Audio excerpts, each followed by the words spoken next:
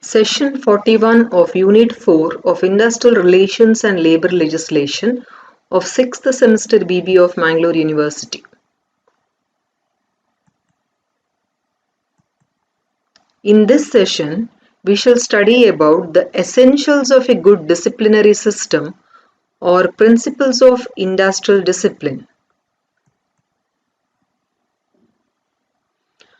The personal manager has to handle the problems of indiscipline based on management's practice, trade unions and industrial relations policies and practices.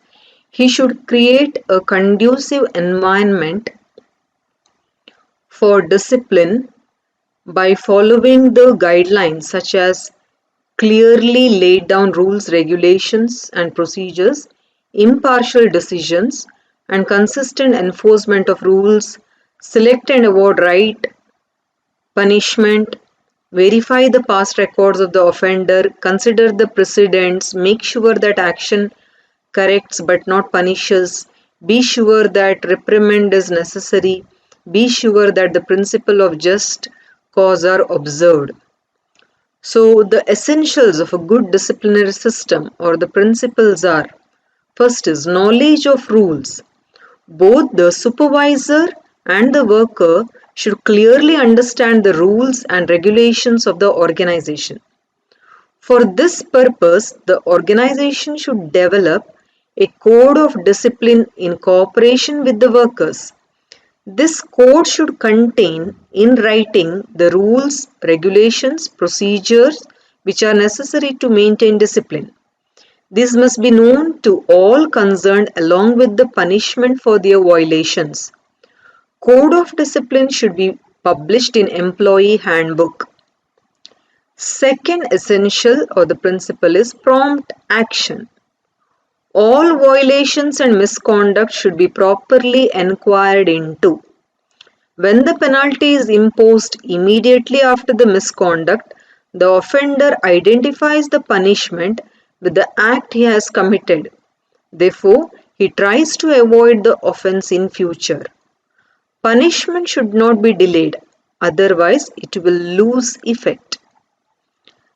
Third is fair action. All acts of indiscipline should be punished consistently and uniformly. All persons should receive the same punishment for the same offense. If different rules were applied to different persons, management would be accused of favoritism. The disciplinary system should be based on the principles of natural justice. There should be fair treatment to all without any bias or prejudice. Punishment should be decided after inquiry and the worker should be given the opportunity to explain his action.